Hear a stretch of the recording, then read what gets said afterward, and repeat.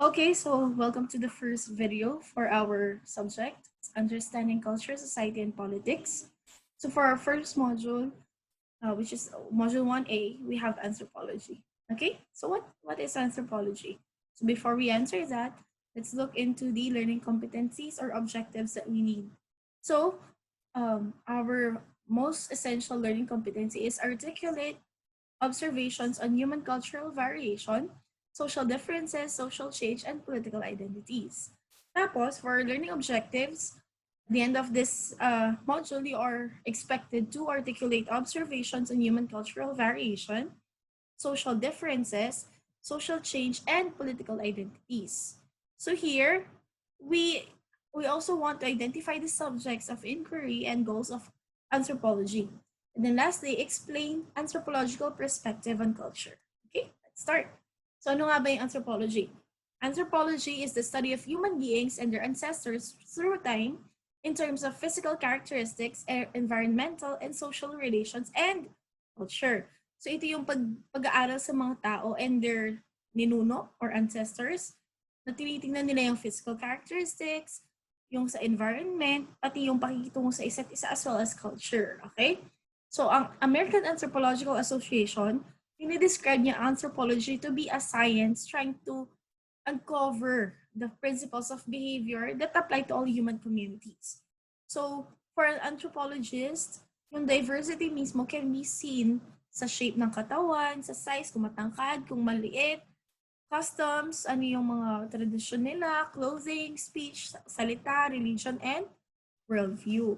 So, ang anthropology is the comparative study of culture and social life. Okay? So, nandoon yung pag-aaral sa kultura at sa buhay sosyal or yung pakikitungo sa ibang tao or social life. Ang pinaka-important na method here is the participant observation. This is a data gathering method kung saan ino-observe ng researcher kung anong nangyayari dun sa mismong natural or social setting. Kino-consider itong lengthy fieldwork, ibig sabihin mahaba. Kasi kailangan magstay noon ni researcher para makita niya talaga yung way ng pamumuhay ng mga tao doon. Participant observation siya kasi the researcher would have to stay there, would have to immerse there, okay? Dahil nga gusto nating malaman kung ano yung mga ways nila sa pamumuhay, okay? So lengthy siya kasi it really takes time. And again, hindi mo naman basta-basta makikilala ang nature ng isang kultura kung hindi mo bibigyan ng panahon. Okay? Just to underscore, when we say participant observation, ang researcher hindi siya nanonood lang, kundi nakikisama siya dun sa mismong community. As in, they live with the people there. They immerse, they do the activities that the people in that community actually does. Okay? So, kumbaga parang part talaga siya ng community. The discipline thus compares aspects of different social societies and continuously searches for interesting dimensions for comparison. So, tinitingnan nila yung iba't ibang mga societies and tinitingnan nila kung ano yung mga pagkakapareho at pagkakaiba ng bawat society. Okay? Next, ang discipline, nag-emphasize siya sa importance ng ethnographic fieldwork. If you still remember your practical research one, ethnography, this is the study of a particular group of people.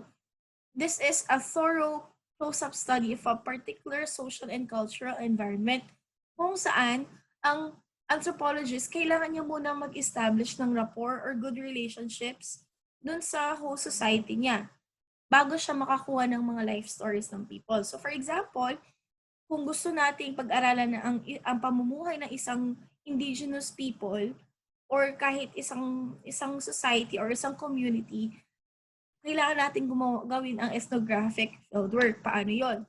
So, pupunta ka doon, mag-establish ka ng rapport, ibig sabihin, sasabihin mo yung intention mo, kailangan mong sabihin kung ano yung pakay mo doon, pwedeng kausapin yung leader, yung local government unit para lalo na kung kung indigenous people sila, kailangan mong ipaalam kung yung research mo, hindi pwedeng basta-basta ka na lang pupunta doon. And kailangan mong makipag-close or not really close, establish a good relationship para makuha yung mga life stories nila. Kasi hindi naman pwedeng basta-basta ka pupunta doon. sige nga, kwento mo yung buhay mo. Hindi naman ganun. So, kailangan mo mag-immerse. Kaya nga, participant observation ang importanteng data gathering method dito. Okay? Next, anthropology has many features in common with other social sciences and humanities. May mga pagkakapareho siya sa mga ibang social sciences. Kaya, it's a big question if it's a science or one of the humanities. Okay? So, moving on. So, underscore ko lang, you cannot really say if it's a science or humanities. You have to really consider, okay? Kasi may mga ano siya, common denominators, okay? Siya yung common denominator dun sa dalawa at some point. Okay, meron siyang feature na pwede for science, meron siyang feature na pwede for humanity. Okay, for the subfields of anthropology, meron tayong 5. We have physical, linguistic, cultural, applied, and archaeology. Yes, okay. So for the first one, we have physical. Physical refers to the biological development of human and their contemporary variation. So tinitingnan natin yung pagbabago at the-develop ng mga tao in terms of their physical processes dun sa biological aspect nila, okay? Pati yung contemporary variation, meaning yung mga current na tao or current features nila, okay, and development. Then linguistic, language, it examines the language of the group of people and its relation to their culture. How does language mirror their culture, okay?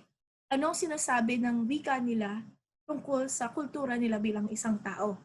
And we know that language and culture goes hand in hand, okay? Kung gusto mong palakasin ang kultura ng isang tao, kailangan mo rin palakasin yung wika nila.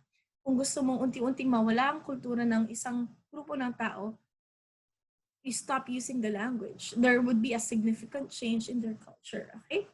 Cultural, pinopromote ang pag-aaral ng kultura ng isang society sa pamamagitan ng pagtingin sa kanilang belief system, practices, and possessions. In this case, tinitingnan natin kung ano yung mga paniniwala nila, tradisyon, kung ano yung mga ginagawa nila kadalasan para maipakita nila yung kultura nila.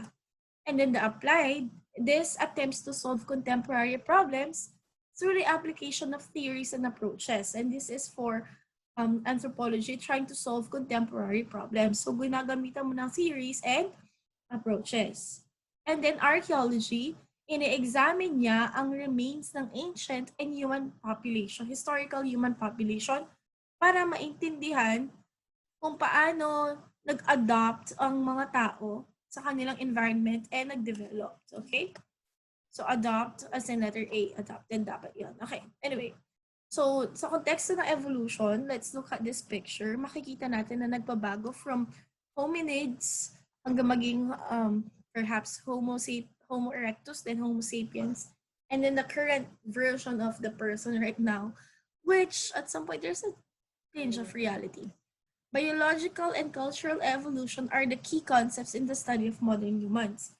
So nag-evolve po tayo, hindi lang sa aspetong biological, kundi pati rin sa kultura. Okay?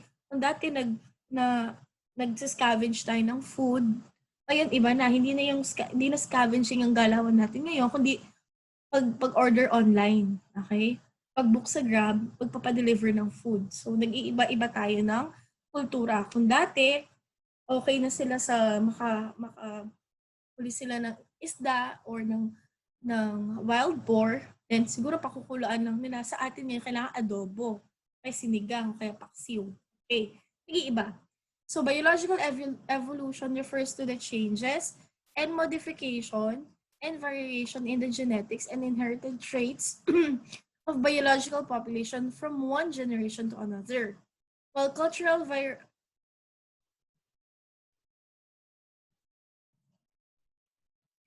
Again, when we say biological evolution, ito yung pagbabago ng tao in terms of itsura, physical appearance, genetics niya, pati sa mga inherited traits, okay? Na ipinapasa from one generation to another. Na kung dati, nag-start ang tao na nasa 4 feet lang siya, 3 to 4 feet hanggang tumangkad ng tumangkad. So that is one of the features ng biological evolution, okay? Pati yung mga panga natin, yung forehead natin, pati mga ngipin nagbabago over time, okay?